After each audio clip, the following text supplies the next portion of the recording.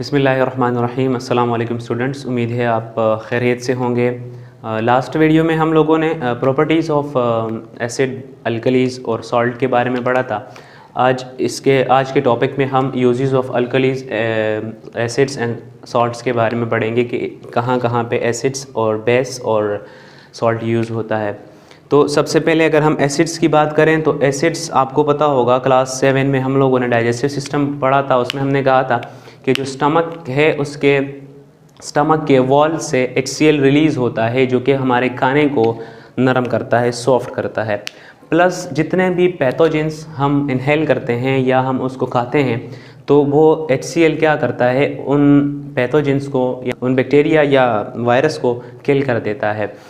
हमारे स्टमक के जो एंजाइम्स हैं ज़्यादातर वो बिलो 2 pH पे काम करते हैं, यानी कि एसिडिक में होते हैं हमारे जो स्टमक के एंजाइम्स वगैरह हैं।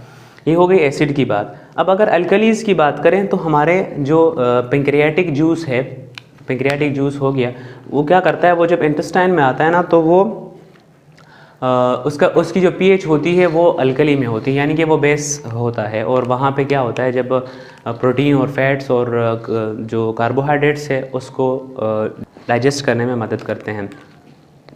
इसके बाद अगर हम उसकी बाकी यूजेस की बात करें एसिड्स की, तो हमारे पास बेंजोइक एसिड है। कहाँ यूज़ होता है? इस बेंजोइक एसिड का सॉल्ट यूज़ होता है प्रिजर्वेशन ऑफ फूड में, यानी कि अगर हम खाने को बहुत देर तक रखना चाहें इस्तेमाल करने के लिए तो हम क्या करते हैं, उसको बेंजोइक एसिड का जो सॉल्ट होता है उसके ऊपर लगा देते हैं। उससे खाने का ख़राब नहीं होता, रेंज उसकी बढ़ जाती है।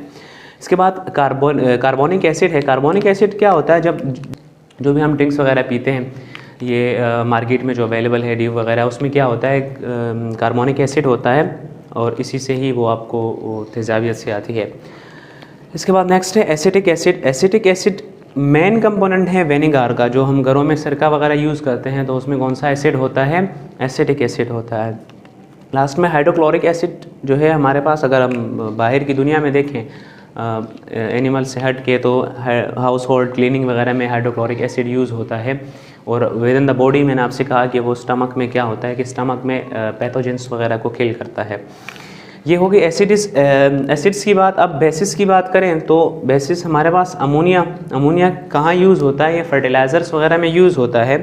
फर्टिलाइज़र्स वो कंपोनेंट्स, वो कंपाउंड्स, वो पार्टिकल्स होते हैं जो प्लांट्स को चाहिए होते हैं उसको अपनी ग्रोथ को मेंटेन करने के लिए। इसके अलावा कैल्शियम हाइड्रोक्साइड है, जो सीमेंट वगैरह में, जो सीमेंट बनते हैं सीमेंट फैक्ट्री में, कैल्शियम हाइड्रोक्साइड यूज़ होता है।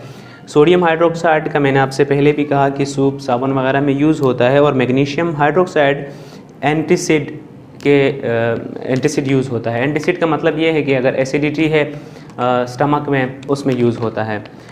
नेक्स्ट हमारे पास pH and it's range in aqueous medium के pH क्या है और वो एक्वस मीडियम में कौन से नंबर से कहाँ तक होता है। pH दरअसल एक स्केल है जो कि रेंज करती है 1 से 14 तक। 1 से 14 तक जितना pH कम होगा उतना सोल्यूशन एसिडिक होगा।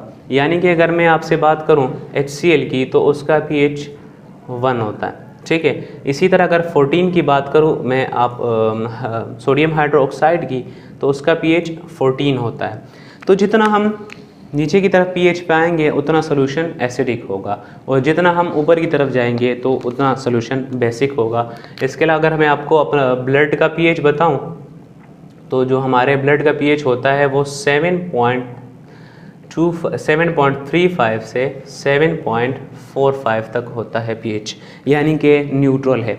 अच्छा, अब 7 का अगर रेंज आ रहा है इसका मतलब कि ये सोल्यूशन ना तो एसिडिक है ना बेसिक है, ये नॉर्मल सोल्यूशन है, ठीक है, न्यूट्रल है ये। ब्लड का pH हो गया।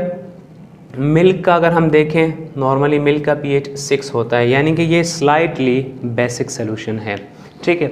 इसके अलावा नेक्स्ट हमारे पास इंडिकेटर्स हैं। इंडिकेटर्स क्या होते हैं? ये इंडिकेटर्स जो है एक डाई के लें इसको या मिक्सचर ऑफ कलर्स के लें, जो कि करती क्या है कि डिफरेंट सोल्यूशन में, डिफरेंट pH के सोल्यूशन में ये डिफरेंट कलर देती हैं, ठीक है। जिसकी हमारे पास एग्जांपल फेनोफ्थलीन है और मिथाइल ऑरेंज है। इंडिकेटर दरअसल हमें इंडिकेट करता है, हमें बताता है कि ये सोल्यूशन एसिडिक है या बेसिक है, ठीक है, आज तक के लिए यहीं तक रखते हैं, फिर इंशाल्लाह नेक्स्ट वीडियो में आपसे मुलाकात होगी। अल्लाह हाफ़िज़।